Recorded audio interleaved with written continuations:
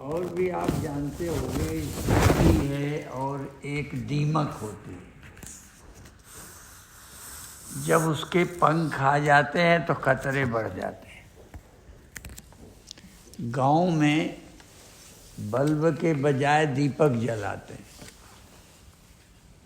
तो वो दीपक की रोशनी देखकर जिनके पंख आ जाते हैं वो दीपक तक उड़ के आ जाते हैं और वो जल जाते हैं।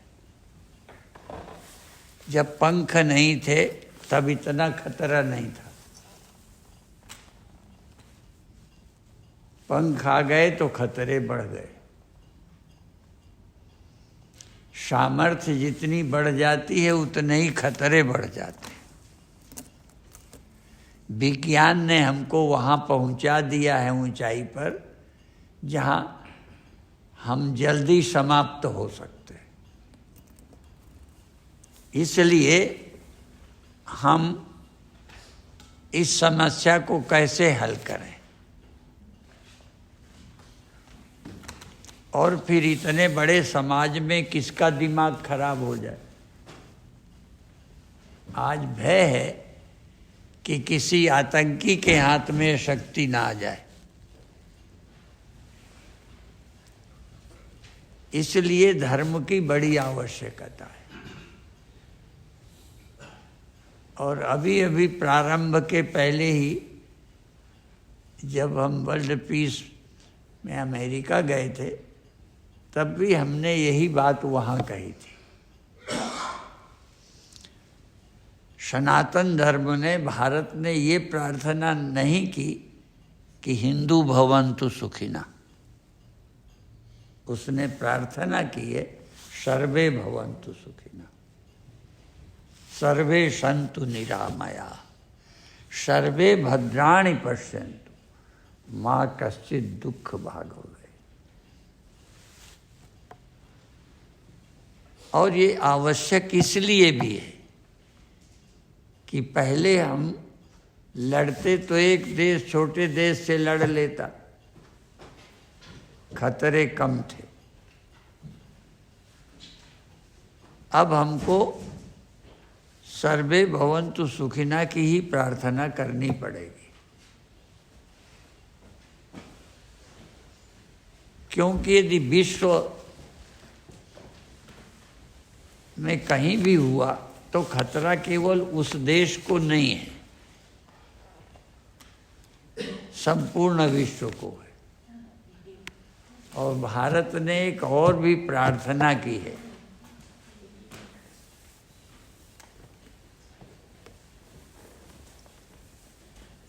पृथ्वी माता है, पृथ्वी माता पुत्रो हम पृथिव्या, पृथ्वी हमारी माँ है, हम इसके पुत्र हैं। भारत अकेली माता नहीं है, एक लैंड नहीं, सारी पृथ्वी हमारी माँ है, उसके हम पुत्र हैं, उसमें हम रहते हैं, इसलिए इसकी रक्षा आवश्यक है। और ये सोच सनातन धर्म से हमको मिलती है। भारत में हम जब भोजन करते हैं तब उसे बोलते हैं, पर स्वाध्याय के समय का मंत्र है ओम सहना भवतु सहनौ भुनक्तु सह वीर्यं करवावहै तेजस्विनावधीतमस्तु मा विद्विषावहै। हम साथ साथ रक्षा करें, साथ साथ खाएं, साथ साथ समझ स्वाध्याय करें और हमारा पढ़ा हुआ तेजस्वी हो, व्यर्थ न चला जाए। हमारा सुना और पढ़ा, ये अभी प्रवचन हो रहा है तो केवल हम थोड़ी देर के लिए मनोरंजन के लिए नहीं सुन रहे, हमारा ये पढ़ा हुआ सुना हुआ सफल हो, विश्व में शांति आए, उसके लिए प्रार्थना भी एक है लेकिन उसके लिए अन्य प्रयत्न भी है। माँ विद विषावरी, हम किसी से द्वेष न करें। ये द्वेष ही समस्या है।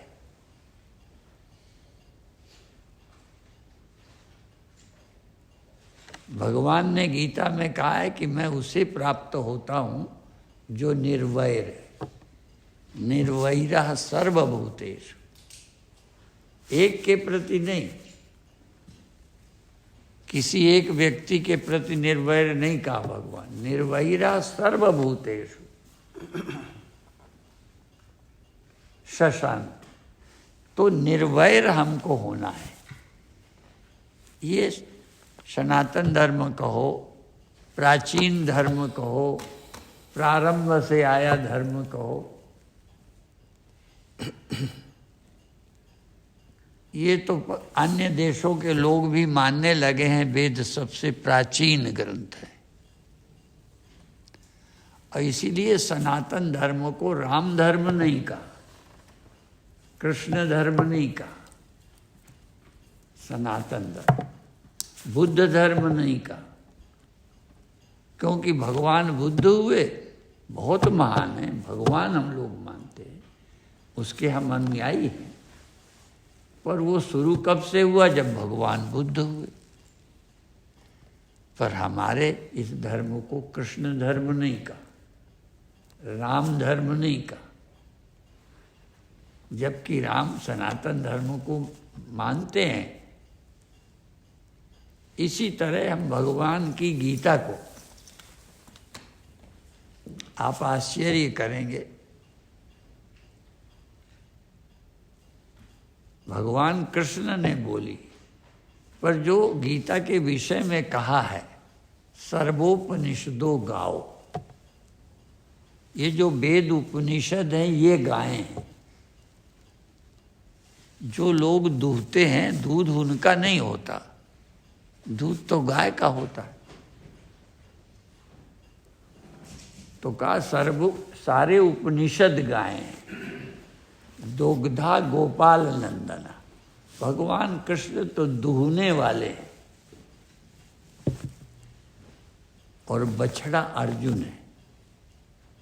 जैसे बछड़ा बार बार करता है, थन में मुख मारता है तो गाय दूध देती, तो उपनिषदों के दूध को दूहने वाले कृष्ण हैं। पर बार बार प्रश्न कर करके उस दूध को लाने में अर्जुन का भी बड़ा महत्व है। पार्थो वत्सा सुधीर भोक्ता, उस दूध को पिएगा कौन? सुधी। तो ये तो एक उदाहरण दे रहे हैं। तो गीता हम भगवान कृष्ण की नहीं है। जैसे अभी कहा, दूध ग्वाले का नहीं होता, दूध तो गाय का होता है। तो ये जो गीता है वो उपनिषद से आई है। कृष्ण भगवान को हम गीता के जन्मदाता नहीं मानते। इसलिए हमारी जो सोच है वो पहले से प्राचीन, जिसको अभी कह रहे थे, अन्य देशों के पाश्चात्य लोग भी मानते हैं वेद सबसे पुराने ग्रंथ हैं। इसीलिए उसको अब हम सनातन भी कहते हैं।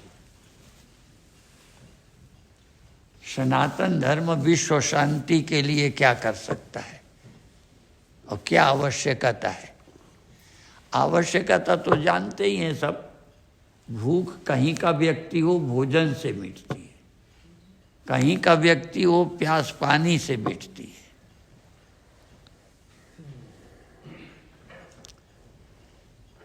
तो मनुष्य को अभय, शांति, संतोष, कामनाओं से ऊपर जाना, ये हमको उपनिषदों से, वेदों से मिलता है।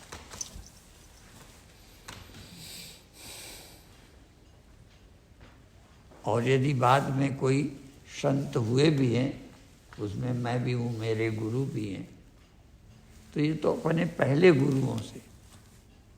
जैसे हमारा कोई न जानता हो आप अपने पिता के पिता बाबा, अब बाबा के पिता पर बाबा, उसके पिता, इनमें से शायद ही कोई जानता हो। एक दो को जानते हैं, और आगे बढ़ जाए तो हमें नहीं मालूम। पर यदि नहीं मालूम तो हमारे बाबा के पिता रहे होंगे कि नहीं, तो मानना पड़ेगा, क्योंकि कोई बिना पिता के हो नहीं सकता, तो उनके भी रहे होंगे। हम अपने पिता के पिता को नहीं देखा, पर रहे होंगे।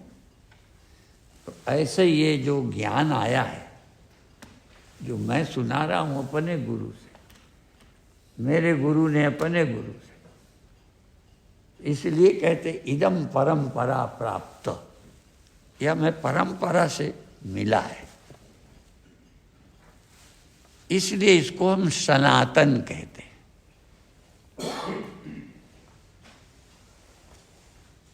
और मानव को शांति चाहिए, जिससे व्यक्ति को ही मिलती है, उसको अन्य व्यक्ति को। जैसा कि अभी कह रहा था कि मेरी भूख यदि भोजन से मिटती है तो तुम्हारी भी मिटेगी। तो हम सबके जीवन में शांति कैसे आएगी? परमात्मा के स्मरण से। परमात्मा को पाने वाला व्यक्ति भी सबका हो जाएगा और सब उसके हो जाएंगे। उपनिषद में एक मंत्र है कि जो अपनी आत्मा को सब में देखता है और सबको अपनी आत्मा में देखता है, ततो न विजुगुप्सते, वो किसी से फिर जलता नहीं, विजुगुप्सा नहीं करता, ईर्षा नहीं करता।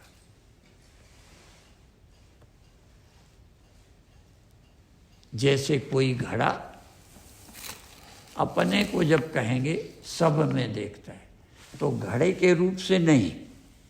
यदि घड़ा अपने को सब में देखेगा तो घड़ा तो सकोरे में भी नहीं है, ईंटे में भी नहीं है।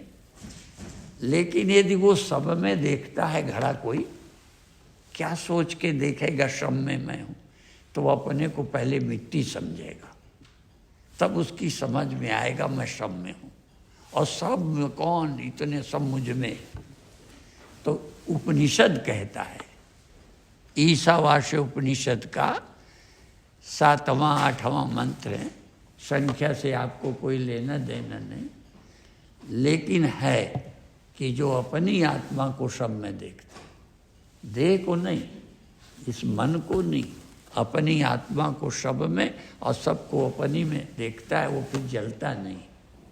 ऐसा यदि समाज में सनातन धर्म प्रचार करे और बिना दुराग्रह के, हर मजहब के, क्योंकि एक बीमारी है समाज में। मैं इस मजहब का हूँ, इसलिए गीता ने गुरबाणी जैसा पावन ग्रंथ, कई लोग कहेंगे वो सिखों का है। भी जिन गुरुओं ने गुरबाणी बोली वो तब सिख थे क्या? वो संत थे, गुरु थे, तो वो सबके थे। इसी तरह जब ये उपनिषद वेद आए तब कोई मजहब ही नहीं था, सब मनुष्य थे। और वो सबके लिए थे। धीरे धीरे समाज मजहबों में बट गया, तो वेद हिंदू का हो गया, गुरबाणी सिखों की हो गई, फला ग्रंथ ये बुद्धों का हो गया, ये ग्रंथ जैनों का हो गया। इस तरह हम बंटते गए और लड़ाई की जड़ है विभाजन, चाहे देश का हो, चाहे जातियों का हो, चाहे धर्म ग्रंथों का हो। मेरे तेरे से झगड़ा शुरू हो जाता है। और रामायण में कहा है, मैं और मोर तोर तय माया, जय बस कीने जीव निकाया। ये मैं हूँ, ये मेरा है, वो तुम हो, वो तुम्हारा है। लड़ाई की जड़ शुरू हो गई।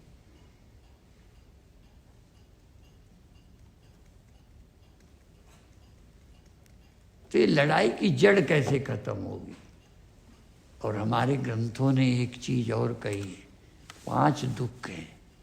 हम लोग तो गिनती में हजारों, परंतु ग्रंथ क्या कहते हैं? 5 दुख हैं। अविद्या अर्थात सत्य का अज्ञान, अविद्या, उससे पैदा हुई एक अस्मिता, अहम अस्मि, मैं हूं। अब मैं हूं, आपको लगता है मैं हूं, यहां जितने हैं सब हैं मैं, तो इतने तो मैं हो गए। तो अज्ञान से अनेक मैं हो गए, अस्मिता। और अस्मिता से फिर राग और द्वेष। किसी से राग हो गया, एक भी व्यक्ति नहीं मिलेगा जिसका किसी से राग ना हो। ऐसा भी नहीं मिलेगा जिससे किसी से द्वेष ना हो।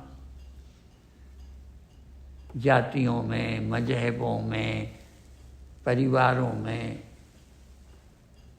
तो झंझट, चाहे वो परिवार में है चाहे देश में, कारण एक ही है, अविद्या, अस्मिता, राग, द्वेष, अभिनिवेश। तो क्या? 5 क्लेश, 5 दुख हैं। अविद्या दुख है पर जान नहीं पड़ता। अविद्या दुख नहीं मालूम पड़ती, मालूम पड़ते हैं अस्मिता, राग, द्वेष, अभिनिवेश। 4 दुख मालूम पड़ते हैं, अविद्या दुख नहीं मालूम पड़ती। ये तो समझदार ज्ञानियों ने बताया कि दुख की जड़ अविद्या है। रामायण में एक चौपाई है,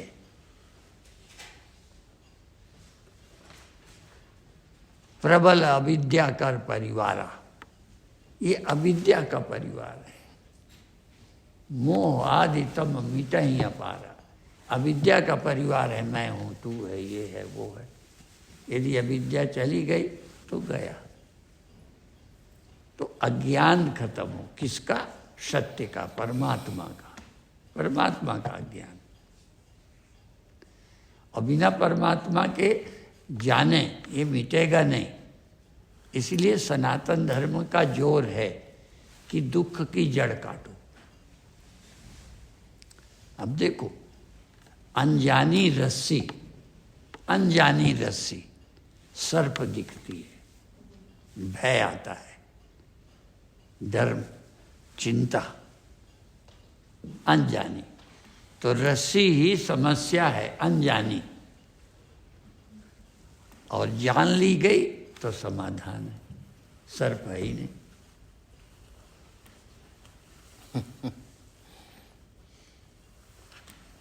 तो न जानी हुई, न समझी हुई आत्मा समस्या है। इसलिए सुखमणि साहब में आत्मज्ञान, ब्रह्म ज्ञान की बहुत वाणी है। जब बोलता हूं तो ये भी ख्याल आ जाता है कि गुरबाणी पूरी उपनिषद है, पूरी ब्रह्म विद्या है। पर कई हिंदुओं को लगता है कि वो सिखों की है। ये बीमारी बहुत बड़ी है। वेद सबके हैं, पर कई मजहबों को लगता है ये हिंदुओं के। ये सनातन धर्म किसी जाति मजहब का नहीं है। ये बाद में हम बट गए, इसलिए विभाजन दुखदायी है। और विभाजन भी अज्ञान से हुआ है। ग्रंथों का भी विभाजन हमने कर लिया, और शरीर के कारण हम आपस में भी अलग अलग हैं। किसी की मौत से हम दुखी हो जाते हैं, किसी की मौत से हम खुश होते हैं।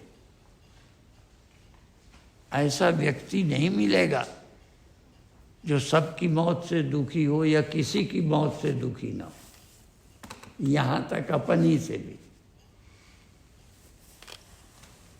औरों की मौत से भी दुखी ना हो और अपनी से भी ना हो। जा मरने से जग डरे मेरे मन आनंद। बताओ, अपनी मौत से भी कोई आनंद में हो सकता है? तो एक तो ये कि जो किसी की मौत से दुखी ना हो ऐसा व्यक्ति, और दूसरा इतना अपनापन कि सबकी मौत से दुखी हो।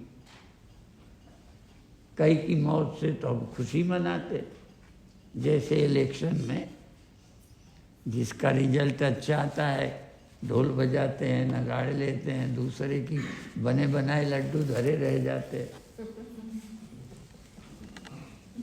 मनुष्य मेरे तेरे में फंसा है, और ये मेरे तेरे की बीमारी हमें भी दुखी किए और हम औरों को भी दुखी किए। अब तो घरों में भी आपस में ऐसे पति जो पत्नी से दुखी ना हो, ऐसी पत्नी जो पति से दुखी ना हो, जिसका नाम था शादी। शादी तो खुशी को कहते, उसका नाम ही है शादी, लेकिन उसके बाद भी दुख।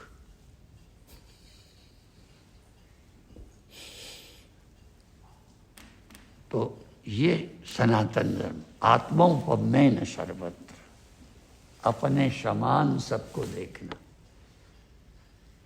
अपने समान देखना, उससे भी ऊंचा है मैं ही हूं ये देखना।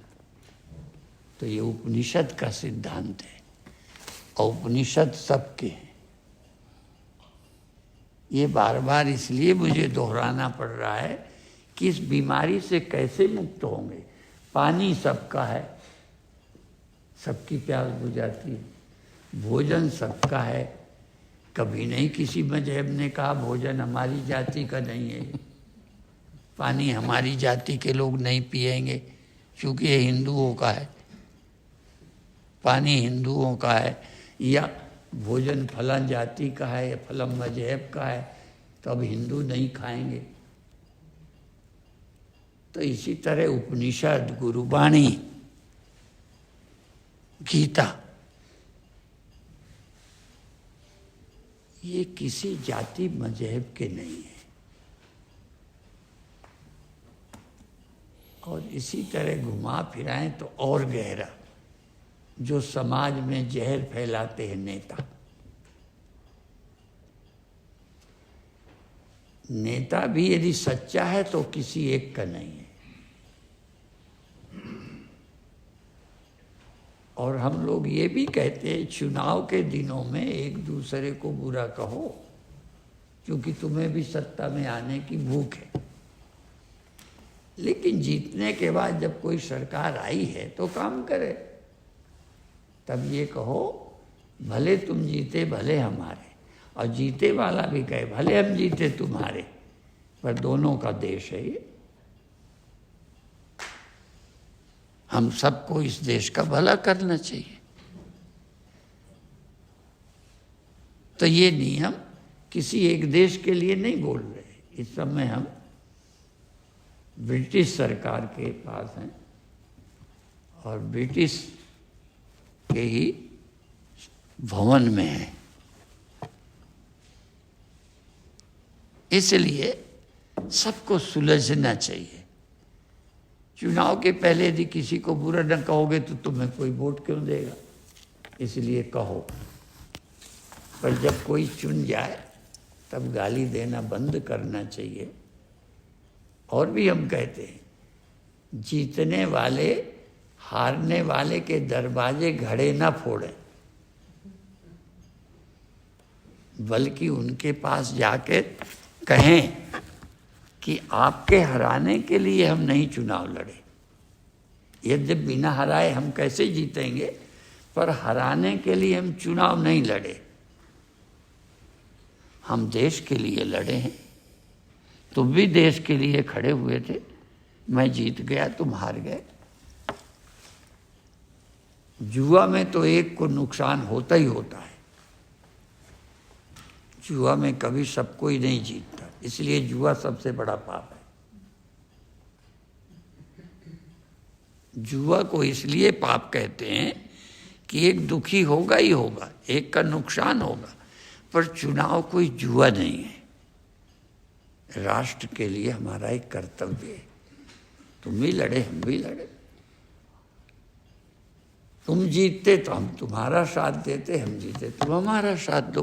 किसके लिए? मेरे लिए नहीं, देश के लिए। इसी तरह एक वो देश है, एक वो देश है, एक भारत है, एक पाकिस्तान है। पाकिस्तान और भारत यदि आपस में मित्र रहते तो अभी तक पाकिस्तान जाने कहाँ होता, और हिंदुस्तान भी बहुत कुछ और लेता। आधा तो इनसे निपटने में इनकी ताकत लगती रहती है। तो ये मनुष्य अपनी शक्ति को बर्बाद कर रहा है। इसलिए धर्म, अब हम सनातन भी नहीं कहते, धर्म। इसलिए हम लोग जयकारा बोलते हैं, धर्म की जय हो। और यदि ये बात सारी दुनिया को समझ आ जाए, पूजा अलग अलग हैं, पाठ अलग अलग हैं, हमारी अन्य मान्यताएं अलग अलग हैं, पर धर्म अलग अलग नहीं है। धर्म की जय हो, अधर्म का नाश हो, प्राणियों में सद्भावना हो, विश्व का कल्याण हो। ये बात यदि समझ में आ जाए तो बहुत अच्छी बात है। धर्म की जय ही हमारी जय है। इसीलिए कहा धर्मो रक्षति रक्षिता। यदि धर्म की रक्षा हम करेंगे तो वो हमारी करेगा। मकान की यदि हम रक्षा करेंगे, गिरने से बचाएंगे, ठीक रखेंगे, पानी टपकने से, तो मकान का लाभ नहीं है, लाभ तो हमारा है। तो मकान की रक्षा क्यों करनी? क्योंकि उससे हम सुरक्षित हैं। तो धर्म की रक्षा क्यों करनी? उससे हमारी रक्षा होगी, परिवार की रक्षा होगी, राष्ट्र की रक्षा होगी, विश्व की रक्षा होगी। इसलिए नाम सनातन रख दो, और न रखो तो भी चलेगा। धर्म, धर्म ही संसार को बचाएगा। इसलिए अभी अभी मेरा प्रवचन पुराना इसमें आया था। भगवान राम कहते हैं, देशे देशे भाविनो भूमिपाला। भारत के नहीं, देशे देशे भाविनो भूमिपाला। देश देश में होने वाले राजाओं, चाहे मिनिस्टर को हो, राष्ट्रपति को हो, प्रधानमंत्री को हो। हमारे यहाँ प्रधानमंत्री ज़्यादा ताकतवर होता है, कई देशों में राष्ट्रपति कहते हैं। पर जो भी मालिक हैं उनके लिए राम कहते हैं, देशे देशे भाविनो भूमिपाला। नत्वा नत्वा याचते रामचंद्र। रामचंद्र आपसे मांग रहा है। धर्मोयम सेतु नराणाम। अनेक समस्याओं से पार जाने के लिए धर्म सेतु है, पुल है। इसलिए काले काले पालनीयो भवद्भिः। समय समय पर आप इसका पालन करते रहना, राम कहते। और ये नहीं कहते हिंदू, ये नहीं कहते मुसलमान, ये नहीं कहते भारत, ये नहीं कहते अमेरिका, ये नहीं कहते चीन जापान, देशे देशे। तो राम की सोच, अब ये राम की सोच सनातन की सोच है, ये राम की सोच धर्म की सोच है। और इसीलिए हम कहते हैं धर्म होगा तो हम राम बन जाएंगे। कई लोग कहते हैं कि राम बन गए, वनवास हो गया, राम बन गए तो राम बन गए। राम को राम बनाने वाला वनवास जैसी बात को स्वीकार कर लिया, और श्रद्धा से, प्रेम से। और एक बार भारत में अर्जुन सिंह मध्य प्रदेश में चुनाव लड़े थे, बहुमत उनका आ गया था। उनको मुख्यमंत्री बनने के चांस थे, और वो कांग्रेस के थे। उनको पंजाब का मुख्यमंत्री, वो पंजाब का गवर्नर बना दिया। ये कहानी नहीं है। तो जिसको ऐसा हो जाए, पत्रकार घेर लेते हैं। तो राम को भी घेरा, पति तुम्हारा पिता कैसा है, औरत के कहे में आ गया, तुम्हें निकाल दिया गया, अच्छा नहीं करना चाहिए। लक्ष्मण को लगा कि ठीक नहीं किया, तो राम लक्ष्मण को भी समझाते हैं। राम कहते हैं, देखो निकाल देने के बाद राम कहते हैं, काहू न को सुख दुख कर दाता। संकट में किसी को ये नहीं ख्याल आता कि कोई किसी को दुख नहीं देता। कोई पत्नी, कोई पति, कोई बाप, कोई बेटा किसी को दुख नहीं देता। राम कहते काहू न को सुख दुख कर दाता, निज कृत कर्म भोग संभ्राता। अरे भैया, लक्ष्मण को कहते कोई किसी को दुख नहीं देता, अपना अपना किया। यह है राम की सोच, जिनके मंदिर का भी जिक्र आया। उनका मंदिर इसलिए भी बनना चाहिए, बना कि उनकी सोच समाज के सामने आए। वो भाई को उपदेश करते हैं। आज भाई भाई कभी एक दूसरे को उपदेश करते हैं क्या? शंकर भगवान पार्वती कथा करते हैं, पति पत्नी। लोग शिकायतें तो जरूर आपस में करते हैं, कथा कोई नहीं करता। तो भगवान राम लक्ष्मण आपस में सत्संग करते हैं। पंजाब में ही हम गए, हमको जब पाकिस्तान से लड़ाई हुई थी तब हम कपूरथले में थे, और तब से हम पंजाब में अमृतसर जाते हैं 65 से लगातार जाते हैं। तो उस धरती में माताएं कथा करती हैं। कोई साधु ही कथा करने का ठेका थोड़ी लिए। इस सत्य का प्रचार सबको करना चाहिए। घर में जैसे राम लक्ष्मण आपस में कथा करते हैं, शंकर पार्वती आपस में कथा करते हैं। इसीलिए हमारे यहाँ गीता अर्जुन और कृष्ण की ही नहीं है, एक अष्टावक्र गीता भी है जो जनक और अष्टावक्र से है, और ये लक्ष्मण गीता भी है। भगवान राम ने सुनाई लक्ष्मण को तो ये गीता बन गई। एक अवधूत गीता है। हमारे यहाँ प्रेरक ग्रंथों का नाम गीता है। तो अभिप्राय है, हमें भी सौभाग्य मिला कि ब्रिटिश संसद भवन में, पार्लियामेंट में हमको आने का मौका मिला। हाँ? ना हम चुनाव लड़ते हैं, ना भारत के में नहीं जाते। कई बार शपथ ग्रहण में भी एक आध बार गए, तो नहीं गए हम संसद में। तो अभिप्राय है, हमें ब्रिटिश में पार्लियामेंट में आने का मौका मिला है। ये कहने का हिंदू नहीं, सनातन धर्म। चूंकि इसकी मोहर लगते कई लोगों को लगेगा हमारा नहीं है, और सनातन माने पुरातन, जो प्रारंभ से आवश्यक था। इसलिए सनातन धर्म विश्व शांति का मार्ग बन सकता है और बनाना चाहिए। और सनातन भी न कहो, धर्म को ही शांति का संदेश दे सकता है, देना चाहिए। और हम धर्म का प्रचार करें, मुहर किसी मजहब की ना लगाएं, तो हम एक हो जाएं और नेक बन जाएं। इसकी बड़ी आवश्यकता है। हम आपको बहुत बहुत धन्यवाद देते हैं, बधाई देते हैं। ये धर्म का संदेश, राम ने भीख मांगी है,